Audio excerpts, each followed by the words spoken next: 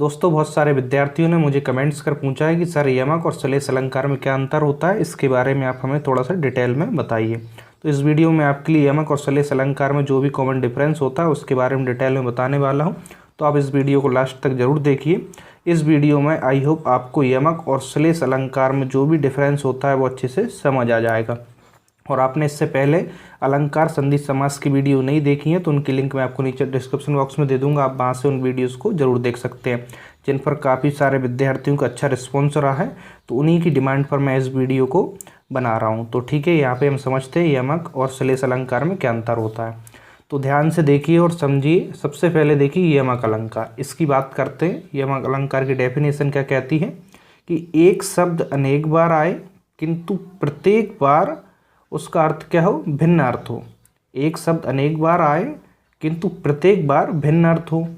यानी कि यमक अलंकार की डेफिनेशन कहती है कि एक शब्द अनेक बार आए, यानी कि एक से अधिक बार आए और प्रत्येक बार उसका अर्थ देखें तो हम उसका अर्थ कैसा निकले, भिन्न अर्थ निकले, यानी कि एक अलग अर्थ निकले। तो इसको हम कैसे पहचानेंगे, देखिए एग्जाम्पल हमारे सामने दिया होता है एग्जाम में। तो देखिए यहाँ से फर्स्ट एग्जाम्पल की बात करते हैं। यहाँ पे देखिए जो काफ़ी फेमस एग्जाम्पल है वो मैंने यहाँ पे लिए हैं। जेते तुम तारे तेते नम्मे न तारे। फिर से पढ़ता हूँ, इसको ध्यान से सुनना। जेते तुम तारे तेते नम्मे न तारे। यानी कि यहाँ पे देखिए डेफिनेशन के अकॉर्डिंग बात करें तो एक शब्द अनेक बार आए और किंतु प्रत्येक बार भिन्न अर्थ हो। तो उस एग्जाम्पल में देखिए एक शब्द यानी कि तारा यहाँ पे आया और यहाँ पे आया। एक शब्द यहाँ पे एक से अधिक बार आया और प्रत्येक बार इसका क्या अलग अर्थ निकलना चाहिए। यदि प्रत्येक बार अलग अर्थ निकल रहा है तो कौन सा अलंकार होगा उस एग्जाम्पल में, यमक अलंकार होगा। वो कैसे पहचानेंगे, यहाँ पे देखिए जेते तुम तारे, यहाँ पे इस तारे का अर्थ क्या निकल रहा है, तारण करना, उद्धार करना। यानी कि जेते तुम तारे यानी जितनों को तुमने तारा है, तेते नभ में न तारे यानी उतने क्या है, नभ यानी कि आकाश में उतने तारे यानी कि तारागण भी नहीं है। तो यहाँ पे पहले तारे का अर्थ निकल रहा है तारण करना या उद्धार करना। जेते तुम तारे यानी जितनों को तुमने तारण किया है या उद्धार किया है। तेते नभ में न तारे यानी उतने तारे आकाश में या तारागण आकाश में भी नहीं है। तो यहाँ पे आपको बात समझ आ गई होगी। इस तारे का अर्थ क्या निकल रहा है, तारण करना या उद्धार करना, और दूसरा तारे का अर्थ निकल रहा है तारागण यानी कि आकाश में जितने तारे हैं। देखिए एक शब्द एक से अधिक बार आया और प्रत्येक बार इसका अर्थ कैसा अलग निकला। तो यहाँ पे कौन सा अलंकार होगा, तो यहाँ पे यमक अलंकार होगा। अब देखिए सेकंड एग्जाम्पल देखिए जो कि काफ़ी फेमस है, आपने बार बार पढ़ा भी होगा। तीन बेर खाती थी वो तीन बेर खाती थी। अब यहाँ पे देखिए बेर शब्द यहाँ आया है और बेर यहाँ आया है। अब देखिए दोनों बार बेर का अर्थ अलग निकलेगा तो ये यमक अलंकार होगा।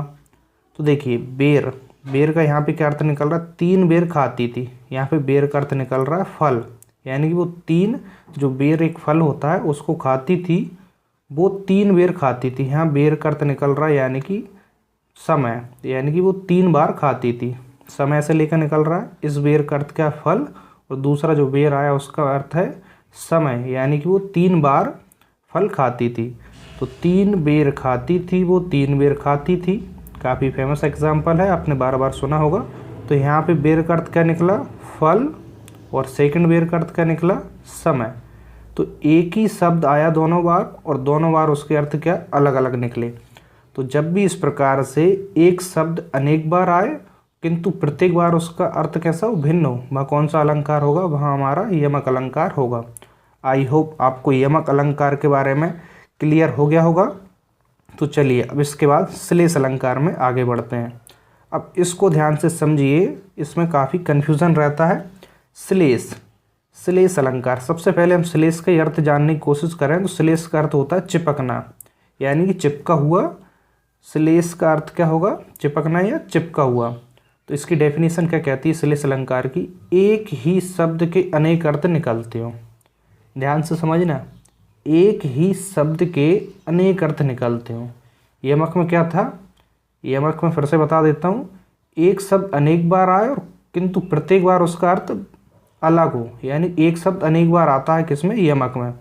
जबकि श्लेष में क्या होता है, एक ही शब्द होता है और उसके कई अर्थ निकलते हैं। इतनी कन्फ्यूज़न आपकी दूर हो गई होगी कि श्लेष में केवल एक ही शब्द आता है लेकिन उसके अर्थ अनेक निकलते हैं, जबकि यमक में एक शब्द कई बार आता है और प्रत्येक बार उसके अर्थ अलग अलग होते हैं। श्लेष में देखिए क्या होगा, एक ही शब्द के अनेक अर्थ निकलेंगे, यानी कि एक ही शब्द के कई सारे चिपके हुए अर्थ होते हैं। श्लेष का मतलब ही होता है चिपकना। तो देखिए ये तो हो गई डेफिनेशन। अब इसके एग्जाम्पल से समझते हैं, जो कि काफ़ी फेमस एग्जाम्पल है, इसी से समझते हैं। रही मन पानी राखिए, बिन पानी सब सून, पानी गए न उबरे, मोती मानस चून।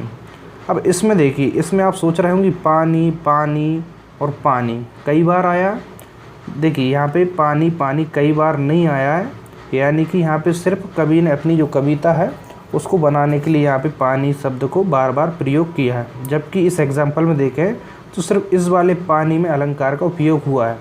देखिए रही मन पानी राखिए, बिन पानी सब सून, यानी कि देखिए रही मन पानी यानी कि इज्जत राखिए, बिना इज्जत के सब कुछ सूना है।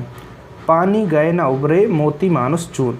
तो यहाँ पे इस वाले पानी में अलंकार है और इसके कई सारे अर्थ निकलते हैं। एक ही शब्द है और इसके अनेक अर्थ निकलते हैं। एक ही शब्द है पानी, पानी यहाँ पे एक ही शब्द है। इसको बस यहाँ पे एक कविता बनाने के लिए बार बार पानी का प्रयोग किया है, जबकि इसमें एक्चुअल में सिर्फ इस वाले पानी में क्या है, अलंकार है। तो देखिए पानी गए ना उबरे, मोती मानुस चून, यहाँ से समझते हैं। मोती के लिए यहाँ पे पानी का अलग अर्थ है, मानुस के लिए यहाँ पे पानी का अलग अर्थ है, और जो चून है उसके संदर्भ में यहाँ पे पानी का अलग अर्थ है। यानी कि शब्द तो एक हो गया लेकिन उसके कई सारे अर्थ निकलते हैं। जैसे कि मोती के लिए देखिए यहाँ पे पानी का क्या अर्थ निकल रहा है, मोती के लिए अर्थ निकल रहा है चमक, यानी कि बिना चमक का मोती बेकार है। पानी गए ना उबरे, यानी कि किसी मोती में यदि चमक नहीं है तो मोती कोई काम का नहीं है, यानी कि उसकी सही कीमत हमें नहीं मिलेगी या वो मोती काफ़ी काम का नहीं होगा, यानी कि उसकी कोई वैल्यू नहीं होगी। दूसरा देखिए मानुस, इसके संदर्भ में इस पानी का क्या अर्थ निकल रहा है, मानुस। मानुस के लिए पानी का अर्थ निकल रहा है इज्जत, यानी कि मानुस की यदि इज्जत नहीं है तो उसका देखिए उसके बिना सब कुछ सूना है, बिन पानी सब सून। तो यहाँ पे पानी का मानुस के लिए क्या अर्थ निकल रहा है, इज्जत। और यहाँ पे चून, यानी कि यहाँ पे देखिए कुछ कुछ कवियों ने यहाँ पे चून का अर्थ चूना से लिया है और किसी किसी कवि ने चून का अर्थ यहाँ से आटे से ले लिया है। यानी कि इस चून के संदर्भ में पानी का अर्थ देखें तो देखिए चूने में यदि पानी ना मिलाएं तो उसका हम कोई उपयोग नहीं कर सकते। इसी प्रकार से आटे में भी यदि पानी ना मिलाएं तो उसका भी हम उपयोग नहीं कर सकते। तो फिर से समझते हैं, बिन पानी सब सून, यानी कि पानी के बिना सब कुछ सूना हो जाएगा। मोती के संदर्भ यानी मोती की चमक ना हो तो मोती कोई काम का नहीं रहेगा। मनुष्य की यदि कोई इज्जत ना हो तो वो मनुष्य कोई काम का नहीं रहेगा, उसके लिए सब कुछ सूना हो जाएगा। और यदि चूने के लिए पानी का उपयोग ना हो तो चूना कोई काम का नहीं है। इसी प्रकार से आटा। तो आपके लिए अच्छे से समझ आ गया होगा इसमें सिर्फ कहाँ पे अलंकार है, पानी में। पानी के कई सारे अर्थ निकले, मोती के लिए चमक और मानुष के लिए इज्जत और चून के लिए यानी कि उसमें जो भी काम आने वाला है पानी डाल के उस चूने का उपयोग और आटे का उपयोग किया जाता है। इस संदर्भ में इस पानी का अर्थ है। तो समझ आ गया होगा श्लेष क्या, एक ही शब्द के अनेक अर्थ निकल रहे हैं यहाँ पे, यानी कि उसमें कई सारे अर्थ चिपके हुए हैं, तो वो हमारा श्लेष अलंकार होगा। चलिए और आगे देखिए, इसका एक और फेमस एग्जाम्पल है, इससे और समझिए। चरण धरत चिंता करत, चितपत चारों ओर, सुबरन को खोजत फिरत, कभी व्यभिचारी और चोर। इसमें देखिए, इसमें सिर्फ यहाँ पे सुबरन जो शब्द है इसमें क्या है, श्लेष अलंकार है। क्या है इसमें, श्लेष अलंकार है। किसमें, सुबरन जो शब्द है। अब देखिए यहाँ पे हम इन दो लाइनों को छोड़ दें तो अंतिम जो दो लाइन देखें, यहाँ पे इसका अर्थ समझते हैं। जो सुबरन है, सुबरन, सुबरन को खोजत फिरत, यानी कि सुबरन को खोजत फिरत कौन, कवि, व्यभिचारी और चोर। यानी कि कवि के लिए सुबरन का क्या अर्थ होगा, कवि सुंदर वर्ण या सुंदर शब्द को खोजता है। इसी प्रकार से व्यभिचारी यानी कि जो बुरे विचारों वाला है वो किसको खोजता है, सुंदर स्त्री को खोजता है। ठीक है, इसके लिए सुबरन का क्या अर्थ है, सुंदर स्त्री। और चोर, चोर के लिए सुवर्ण का क्या अर्थ हो जाएगा? चोर किसको खोजता फिरता है? सोना या स्वर्ण को खोजता फिरता है। तो यहाँ पे सुवर्ण यानी कवि क्या खोजेगा? कवि खोजेगा सुंदर वर्ण या शब्द। तो सुवर्ण का अर्थ कवि के लिए सुंदर वर्ण या शब्द हो गया। व्यभिचारी के लिए सुवर्ण का अर्थ क्या हो गया? सुंदर स्त्री हो गया। और चोर के लिए सुवर्ण का क्या अर्थ हो गया? सोना या स्वर्ण। तो यहाँ से आपको क्लियर हो गया होगा। श्लेष में यानी कि एक ही शब्द के अनेक अर्थ निकलते हैं, यानी कि उसमें चिपका हुआ अर्थ रहते हैं। एक ही शब्द में कई सारे अर्थ चिपके हुए होते हैं। और यमक में क्या है? एक शब्द अनेक बार आता है किंतु प्रत्येक बार उसके अर्थ भिन्न निकलते हैं, जैसे कि हमने इसके एग्जाम्पल से अच्छे से समझ लिया। आई होप आपको इस वीडियो में ज़रूर समझ आया होगा। और आपको यदि वीडियो पसंद आई हो तो वीडियो को लाइक कर दें और इसे अपने दोस्तों के साथ शेयर ज़रूर करें।